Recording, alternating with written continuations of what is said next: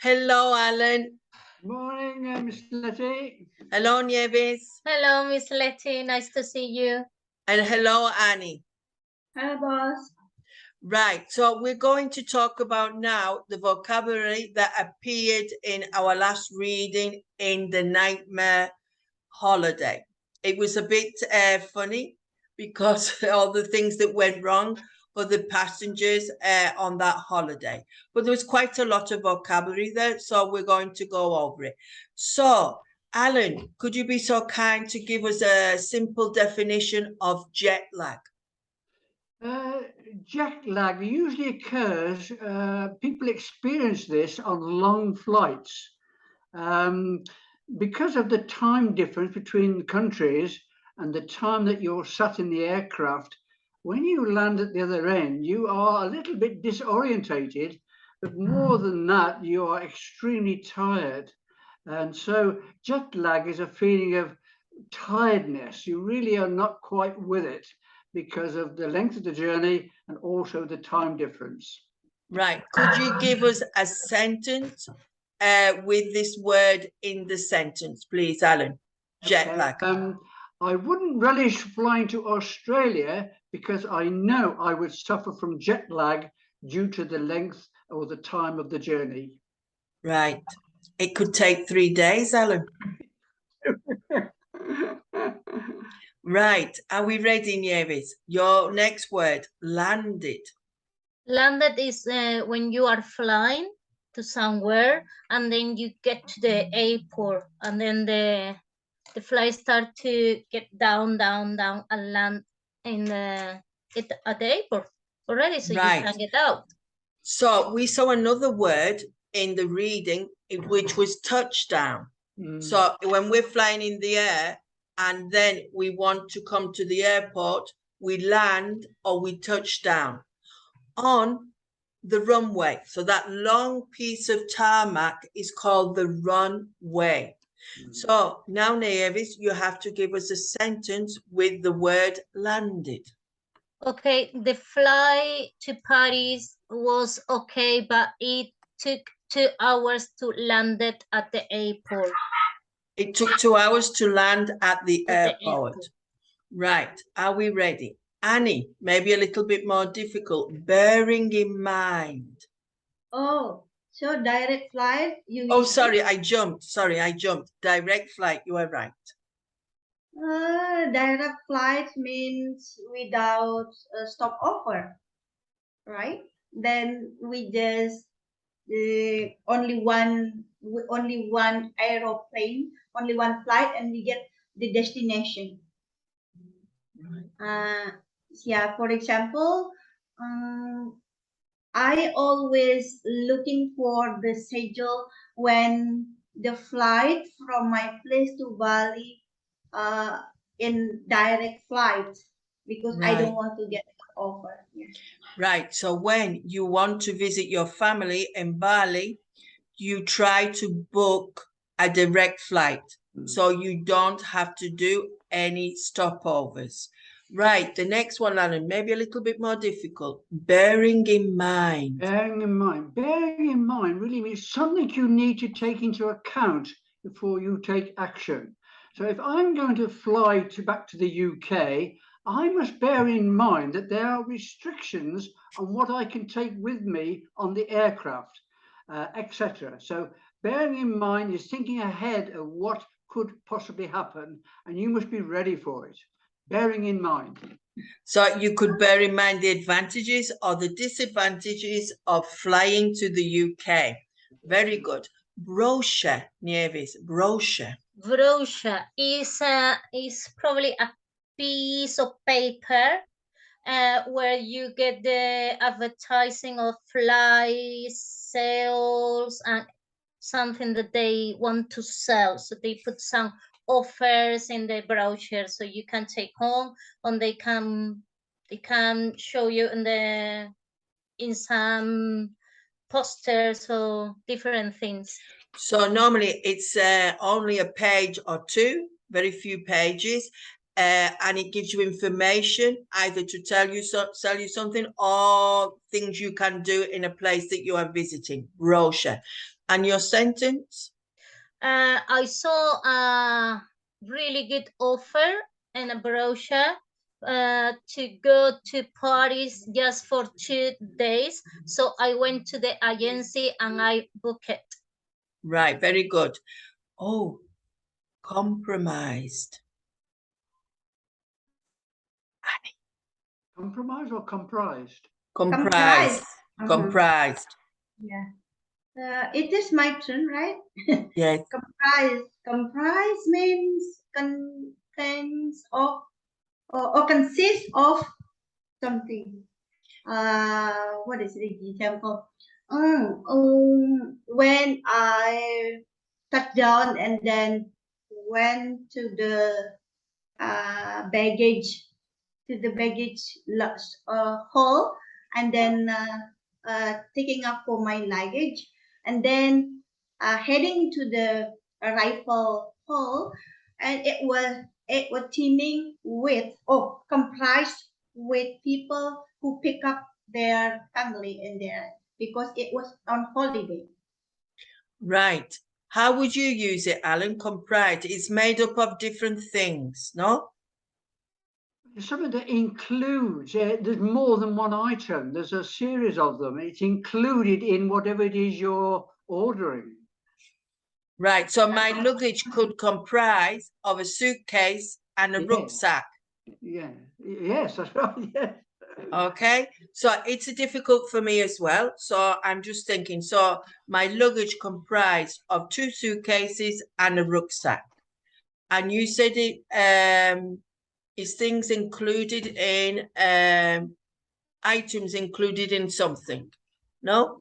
Yes, that's right. Something that, in addition, something that you must include in whatever it is you're doing. Yeah, some words are very difficult to define. Right, your word, Alan. Specialities. I think this more is towards food than anything. Specialities. Hotels, they vary, and some are very good at presenting certain kinds of dessert. It's their speciality. And if you like, what they're presenting you are their specialities. Something they do that some other people don't do. Oh, that's right, yeah. Right. Now, Nieves. Littered is when somewhere is very dirty and full of rubbish. Paper, cans, plastic, really, really bad place. Right, and your sentence might be a bit more difficult. Okay, I went to the countryside with my family to have a picnic, but it was littered with cans and rubbish. Right, so you wanted to go and spend the day in the countryside, but you realized that it was littered with rubbish. Right. Annie. Your voice. Sorry, forgot. Handle. Handle means in the door also there is a handle. That is a no, that's the name. The handle on the door, I give you that one. But now the verb. Okay, handle, the other one is to overcome situation or any trouble or problems to accomplish probably. So for example, things in life happen wouldn't be more than we can handle. Oh. Right. You hope that things in life are not too difficult, so you can't handle them. Right? Yeah. That is one possibility. And also, the taxi driver handled my luggage. Yeah. Right? So we know that one word could have lots of different contexts, no? So handle on the door, you told me that one first. Handle is to be able to do something. You have the capacity to do it. Or someone can touch things of yours and take them from one place to another for you. They could handle. Right. Alan, stopovers. Stopovers really refers to an aircraft that has to touch down and land at a particular airport en route. It may be one stopover, it may be two. It may be due that they need to refuel, or they need to pick up passengers en route to their destination. So a stopover really is it may be one or two stopovers, and it is not direct from A to B. It may be more Right. 2 stops. So to go to Australia, you need to do 3 stopovers Oh, or more. gosh, yes. Right. Okay, Nieves. Our journey took. What does it refer to? It's the time it takes you to get to one place to another, if you are traveling or going to somewhere. So, for example, I went to London from Madrid, and it was really nice. But the only problem was that our journey took 5 hours, 2 more than expected. Right, very good. So when we talk about the time to go from A to B, we need to use the verb to take. Right, very good. Annie. Me? What is it? Take off? Take off. Aeroplane. Aeroplane. Okay. Take off mean to start flight. The aeroplane. So, for example, when the aeroplane start to take off and we did not allow to turn on the smartphone, we have to tighten the seat belt and we have to sit still. Right. So to take off is what the aeroplane does when we start the journey. Very good. The next one, Alan. High season. High season refers to the time of year when people take their holidays, usually what we refer to as peak period. So usually the months of May, June, July, August are, I consider, high season, and usually you have to book flights quite early because it is very popular, a popular time of year to take holidays. So high season, it's usually midsummer. Right. So also you could not have a seat, or it could be more expensive if you don't do it in the right time. Yes. Right. Nieves, a bit more difficult, this one. Confiscated is when you are traveling, for example, and you need to get a flight, and then the police officer need to check your luggage, and if there is something wrong that you cannot take with you, they confiscate it from you. So they're going to take it, and then you cannot travel with the object. Right. And so your sentence? Well, it happened to me that I went to London. When I was living in London, I came here, went back to London, and I was taking a big cheese with me. So they confiscated it at the airport in Portugal. Right. I have taken cooked meat like chorizo, salchichon to England, but I hid it in my luggage in my big suitcase so that they wouldn't confiscate it, because you're not allowed to take food. So the cheese, the salchichon, the chorizo, the spicy sausages, I hid it in my clothes so they wouldn't confiscate it. Right, Annie. Yeah. Me? Running water. Running water. Oh, that is means water is flowing. I don't know. from the tap. From the tap. Oh, from the tap. Oh, this is only from the tap? I think so. In this situation, you're in a hotel and you would like running water, so you would like it in the shower, you would like it in the tap. You don't want to go to the well and go, let's get some water from the well. Yeah. Okay then. Yeah, sometimes it is also a problem when I get the hotel and the water stop running. So how can you do just running water? So you can imagine the water like this running down the corridor, no? The water didn't run. I mean, it's not flowing. What is call it? Because it is in. I mean, I'm using in a negative sentence. You know. Right. So sometimes you haven't had running water in the hotel because it was cut off. No, Alan, it was cut off. The water was cut off. It's very complicated sometimes. So if you were unlucky not to have running water, you couldn't get a shower because it was cut off or it wasn't working. Right, Alan, the next one. And the word is stretch. This can mean several things, really. But it was to do with the beach. Remember, a stretch of yeah, I'm going to come to sand. that in a moment. Oh, sorry. It might mean that you're going to stretch an elastic band and make it longer. But in this context, with traveling, we're talking about the length of time it's taken to go from A to B. And we would probably say it was a long stretch. Instead of using the word a long journey, we might use the word stretch. The length of time it's taken to get from A to B, if you like. And in the reading, it was a grey stretch of the beach, or the grey stretch of sand. Yeah, a long beach, a long stretch. Right, so we could imagine it's something long, yeah, and something that is extended. No, yes, maybe extended, that's yes. the one we could have. So off you go, your sentence, Alan. The journey that I took to Australia was quite a stretch, much longer than I thought it would be. Right, very good. And Nieves? Erupted.